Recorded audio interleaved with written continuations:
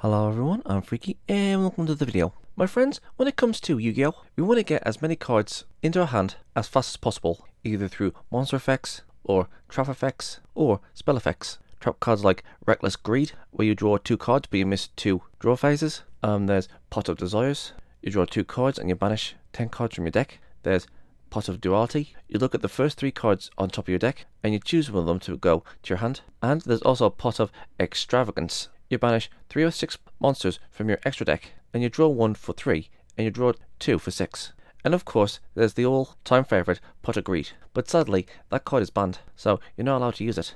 And besides from these pots, there are loads of other ways of drawing cards, or getting a card from your deck to your hand, like for example, Yamato Dragon. If you inflict damage to your opponent's life points, you draw 5 cards, so yeah. But there is one card that not a lot of people use, and some people might actually say that this card that I'm going to talk about actually gives your opponent more an advantage. And of course I'm talking about Golden Moon Coin. And basically what you do is, you take 2 cards from your hand and add those cards to your opponent's hand, and then you draw 2 cards. Now some people might say that, oh, it's a fair deal, or if you're in a desperate spot, you can say, yeah, I'll let go of these cards and draw 2 more cards.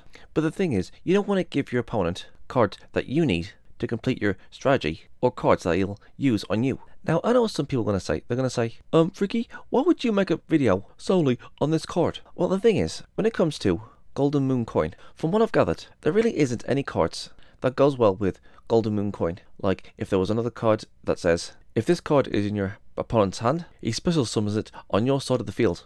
You know, something like that. But the thing is, I've figured out a way how to utilize Golden Moon Coin the right way. And number 1 is, give the opponent cards that both players can benefit from.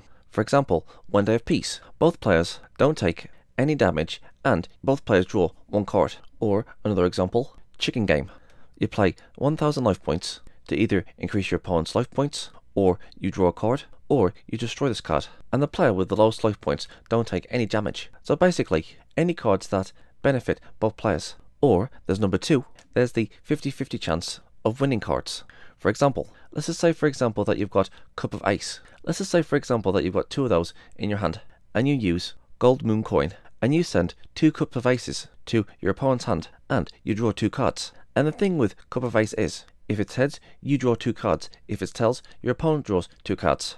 So if you're up for that 50-50 chance, then go for it. And also, he has 2 Cup of Aces, so the odds of you getting 4 cards in your hand is slim, but not impossible. And there is a 50-50 chance of you only getting 2 cards, and there is a slim chance of him getting 4 cards. But hey, that's the reason you have Cup of Ace in your deck. So let's just say for example that you get to draw 2 cards. Then that means not only have you got 2 cards from Cup of Ace, but you've also got 2 cards from Gold Moon Coin. So you got 4 cards or more in your hand. So yeah, it is those sort of cards that will go in either player's favour. Number 3 is, give your opponent cards that will help him, but at a high price. Like for example, Wall of Revealing Light. When activated, you pay multiple 1000 life points, and whatever life points that you've paid, for example 3000 life points, monsters cannot attack that is under 3000 life points. So if he decides to activate this Wall of Revealing Light, he would have lost life points, and that'll give you a chance to whittle down his life points some other way. And that's what I mean by giving your opponent high cost cards. Or maybe a dark hole. Yeah, it's dangerous for him to have a dark hole, but hey, at least he's taking out his monsters alongside with yours. You know, something along those lines. Cards with a high price. Okay, and the next one is cards that you can summon as well as he can. For example, the Blue Eyes White Dragon. Now, some people will say, hold on, why the heck would you want to give him a Blue Eyes White Dragon? Well, here's the thing. It doesn't have to be just a Blue Eyes White Dragon, but it could be any sort of card, like, you know, a brick. Okay, let's just go back to the Blue Eyes White Dragon for a second. Let's just say, for example, that you've got 2 Blue Eyes White Dragons, and then you use Gold Moon Coin. You would send your 2 Blue Eyes to his hand, and then you draw 2. Now, anything can happen if he was to have those in his hand. You could send them to the graveyard, or he could summon them to the field, or he could keep them in his hand. Now, when it comes to those 3 possibilities, there are 3 ways to get your Blue Eyes back. Like, number 1, if he does send them to the graveyard, you could use Call of the Haunted, or Monster Reborn, or Premature Burial, and then you can summon it, thanks to those cards, or other cards that let you special summon from the graveyard. And saying that, let's just say for example that you do use Gold Moon Coin, but you've also got a card destruction in your hand. Let's just say for example that your opponent has 6 or 5 cards in their hand, and then you use Gold Moon Coin, they would have 2 more cards in their hand, which would come up to 8 or 7, and then you use Card Destruction, you would get your cards back, but they'll be in the graveyard, and then boom, just use Monster Reborn, and they will lose their cards, and they'll have to pick up 7 or 8 more cards. And yes, I know what some people are going to say. They're going to say, oh, but Freaky, they would still pick up more cards that might give them an advantage. Well, if you're using a mill card deck, where you have cards send your opponent's cards to the graveyard, then that's no problem. Anyways, the other thing is, let's just say for example that they did summon the Blue Eyes White Dragon, just for example, and oh no, he's got the Blue Eyes White Dragon on his side of the field. What am you going to do? Well, that's simple. You use the card Owner's Seal. Return control of all monsters on the field to their owners. And so, you've got your Blue Eyes White Dragon back. Or you could use the spell card Snatch Steal. So yeah, there you go. Just make sure you have a card like Owner's Seal, Monster Reborn, or Card Destruction on hand when you've got Golden Moon Coin. And the final thing, give him cards that'll hurt both players, like the Paths of Destiny. Both players toss a coin. If the result is heads, you gain 2,000 life points. If it's tails, you lose 2,000 life points. And this can go to either player. Either both of you gets 2,000 life points, or both of you lose 2,000 life points, or one could get 2,000 life points, or one could lose 2,000 life points. Or there's Dragged Down into the Grave. Both players reveal their hands. Each chooses one card from their opponent's hand.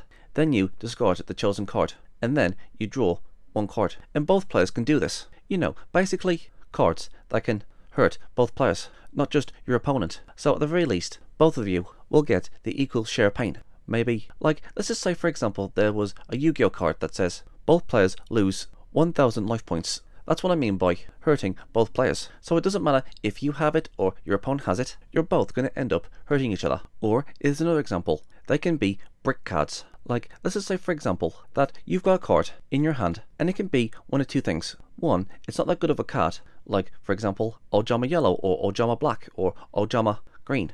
Those cards are completely useless to your opponent, but when it comes to you, you need those cards. So it'll be useless to your opponents, but it is useful to you. So yeah, he might have it in his hand for a short time, but it's only a matter of time until he sends those cards to the graveyard. Then you can use them again. Or two, you can give your opponent cards that can't be used unless you've got certain cards that works with those cards that you gave your opponent. So basically, useless cards that he can't use unless he's got those cards that can be used with the cards that you gave him. You know, something like that. I mean, what would you prefer? Would you prefer banishing 10 cards from your deck and then draw 2 cards with the effect of Pot of Desires? Would you banish 3 or 6 cards from your extra deck to get 1 or 2 cards, even though you might need a card that you've banished because of this card? I mean, yeah, there's Pot of Avarice. Target 5 monsters in your graveyard, put them back in your deck, shuffle and draw 2 cards. But if you ask me, I think Gold Moon Coin does have a decent condition to it. Just give away 2 cards and you draw 2 cards, but only if you play your cards right, like the way I said in this video. So if you ask me, I think Gold Moon Coin is a decent card to put in your deck. Just make sure that's the cards that I suggested in this video. But if there's other cards that you think will go well with Gold Moon Coin, please let me know. And yeah, that's all I gotta say. So what do you guys think? Am I right? Am I wrong? Do you think Gold Moon Coin deserves more love? Are there other ideas you could use with Gold Moon Coin? Please let me know in the comments below, and let's get a discussion going. I'm Freaky, peace out. And please don't forget to check out my other social medias. Please go and check out my alternative video platforms, Rumble, Odyssey, BitChute, Twitch, and please come and hang out on my Discord server. We can play games, have a movie night or a series night, or you can watch me play a few games. And if you guys have any suggestions of any videos you want me to react to, or any video ideas in general, you can tell me on my Discord. I'm also on Twitter, Gab, Getter, and Paula. I'm on Locals, Tumblr, Minds, and if you guys want to support me, please go and check out my Subscribe Star. It's like Patreon, but better. All these things are in the description box below, so please go and check them out and subscribe to them. I'm Geek Freak, peace out.